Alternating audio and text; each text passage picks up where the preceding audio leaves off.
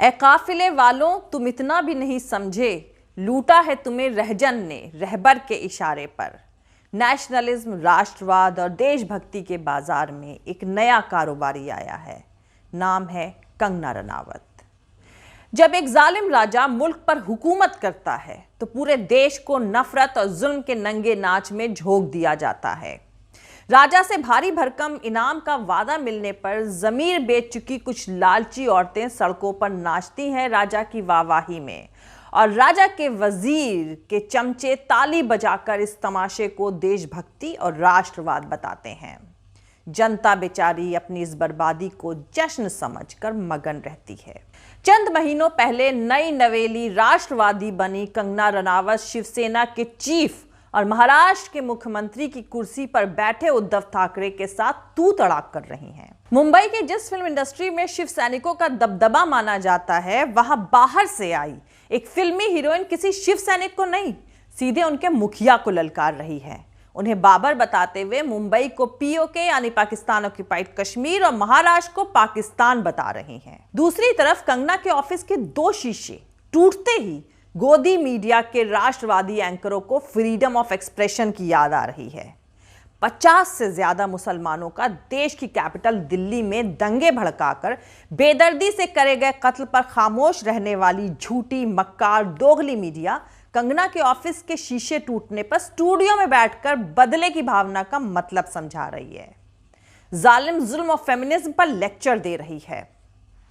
कंगना के कंधों पर खेले जा रहे सियासी तमाशे में फेमिनिज्म उन्हीं की नजरें देख सकती हैं जिनकी नजरों में एक दलित के प्रेसिडेंट और खुद को एक ओबीसी चाय वाला बताने वाले के प्राइम मिनिस्टर बनने के बाद भारत से कास्टिज्म, रेसिज्म यानी जातिवाद का खात्मा हो चुका है।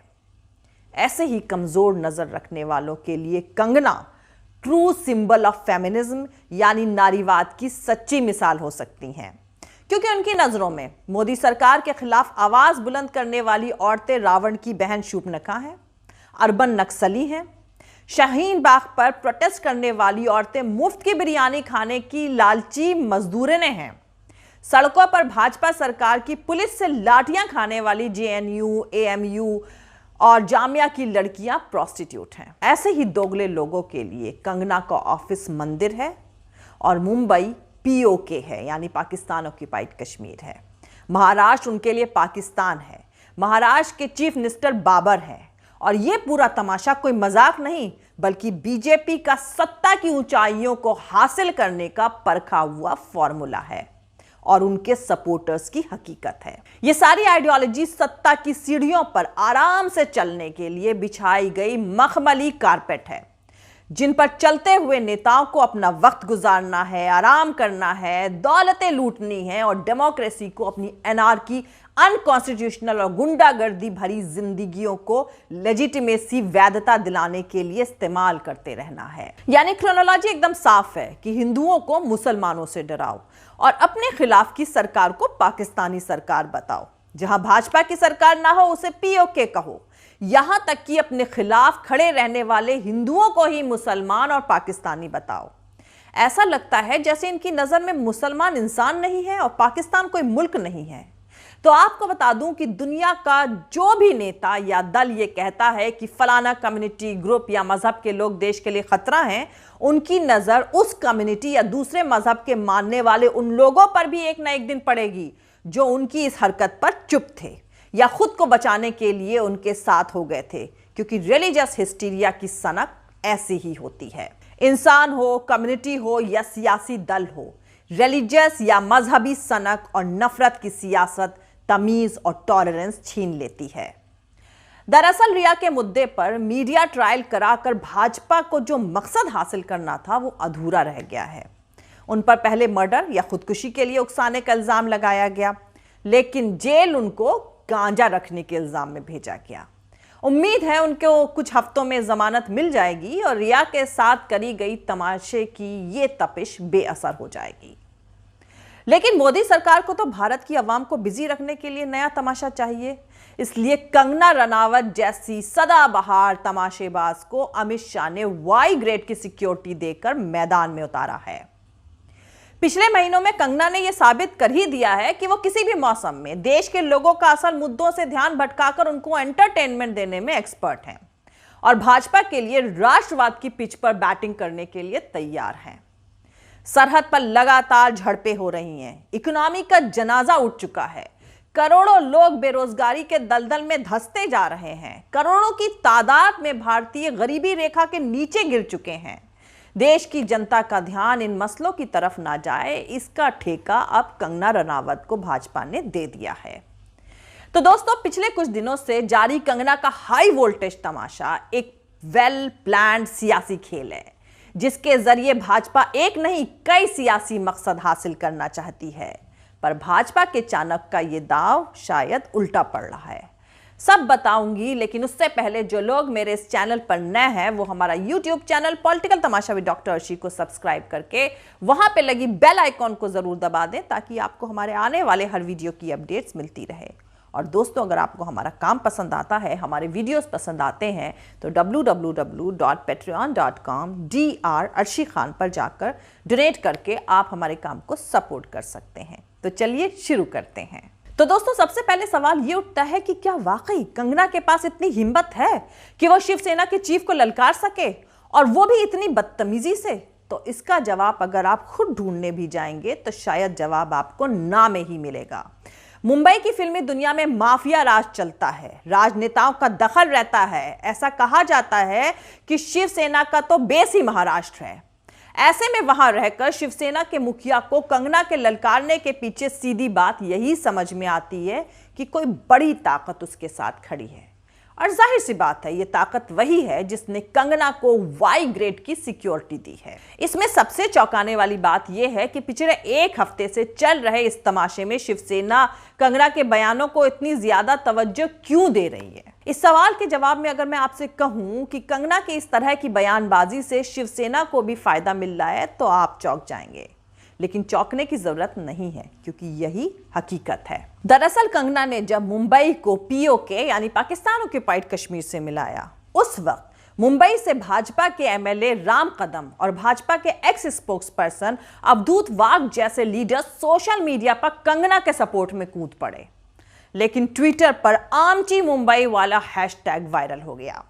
सियासत और एंटरटेनमेंट की दुनिया की कई नामचीन हस्तियों ने कंगना की बयानबाजी को खुलकर गलत बताया। उसके बाद भी भाजपा के राम कदम जैसे नेता कंगना को झांसी की रानी बताने का तमाशा करते रहे, और उसके बाद महाराष्ट्र में लोगों का रुख भाजपा के खिलाफ होना शुरू हो गया। इसको भांपते हुए फौरन भाजपा नेता और एक्स एजुकेशन मिनिस्टर रह चुके आशीष शेलार ने इमरजेंसी में एक प्रेस कॉन्फ्रेंस बुलाई और साफ किया कि भाजपा कंगना के बयानों से बिल्कुल भी सहमत नहीं है। दरअसल शिवसेना को कंगना के महाराष्ट्र, मुंबई और उद्धव ठाकरे को लेकर दिए गए बयानों से महाराष्ट्र में मुंबई को लेकर भाजपा की नेगेटिव इमेज पेश करने में कामयाबी मिलती दिख रही है।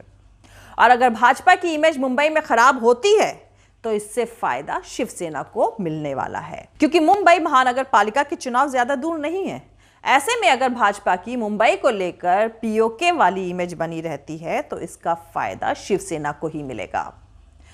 अब सियासी झोलझाल की एक बहुत अहम बात आप लोगों को बता दूं। जितने भी लोग कंगना के ऑफिस को बीएमसी के बुलडोजर से तोड़े जाने वाली खबर अपने टीवी पर देख रहे हैं, उनमें से 90% लोगों को यह बात बिल्कुल भी पता नहीं होगी कि इससे पहले हुए बीएमसी के चुनाव में शिवसेना और भाजपा दोनों को ही जबरदस्त कामयाबी मिली थी। शिवसेना को 84 सीट जबकि भाजपा को 82 सीट हासिल हुई थी, और बहुमत के लिए 114 का आंकड़ा चाहिए था। तो आप लोगों को बता दूं कि बीएमसी में दोनों की ज्वाइंट सरकार है, यानी भाजपा और शिवसेना की ज्वाइंट सरकार है। जब भाजपा कंगना के ऑफिस पर बीएमसी की तरफ से करी गई कार्रवाई के बाद कह रही थी कि बीएमसी मनमानी करने पर उतारू है, तो यहां पर आप लोग को समझना चाहिए कि अगर भाजपा वाकई कंगना को लेकर सियासी खेल नहीं खेल रही है, तो सबसे पहले बीएमसी में शिवसेना को दिया हुआ अपना सपोर्ट वापस लेने का ऐलान करे। लेकिन ऐसा होगा नहीं, और ना ही कोई टीवी चैनल आपको यह हकीकत बताएगा कि बीएमसी में भाजपा और शिवसेना की मिलीजुली हुकूमत चल रही है।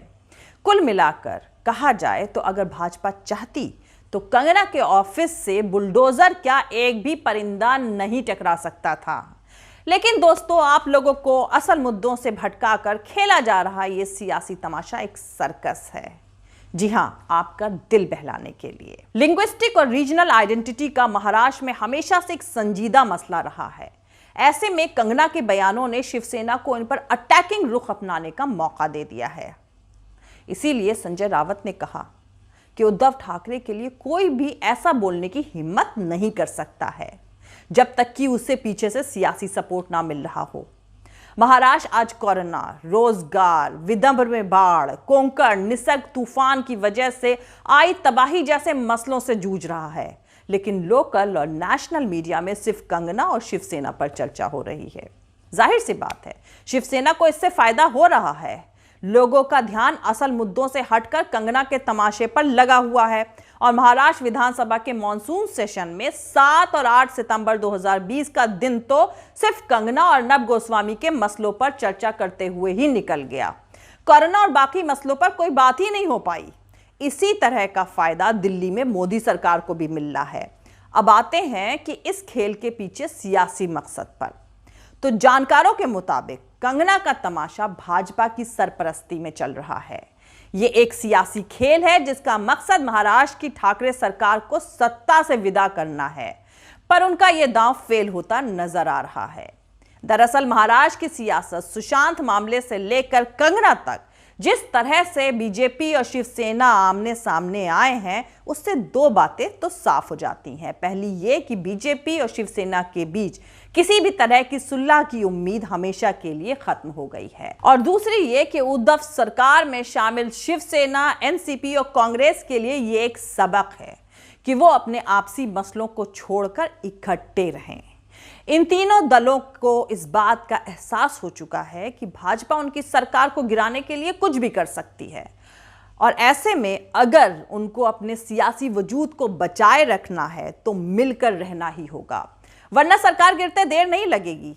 पर आप लोग परेशान ना हो, क्योंकि कंगना की कहानी में तपिश कम होते ही मोदी सरकार आप लोगों के लिए एक नया तमाशा लेकर हाजिर हो जाएगी। जय हिंद, सत्यमेव जयते, अल्लाह हाफिज। दोस्तों, हमारा पूरा वीडियो और दूसरे और वीडियोस देखने के लिए हमारा YouTube channel political Tamasha with doctor Arshi को सब्सक्राइब करके वहां पे लगी बेल आइकॉन को जरूर दबा दें, ताकि आपको हमारे आने वाले हर वीडियो की अपडेट्स मिलती रहे। और दोस्तों, अगर आपको हमारा काम पसंद आता है, हमारे वीडियोस पसंद आते हैं, तो www.patreon.com/Dr. अर्शी खान पर जाकर डोनेट करके आप हमारे काम को सपोर्ट कर सकते हैं। दोस्तों, अगर आपको हमारा वीडियो पसंद आता है तो लाइक और शेयर करना हरगिज नहीं भूलें। आप हमें फॉलो भी कर सकते हैं हमारे ट्विटर, इंस्टाग्राम और फेसबुक पेज पर। Thank you. मिलते हैं अगले वीडियो में।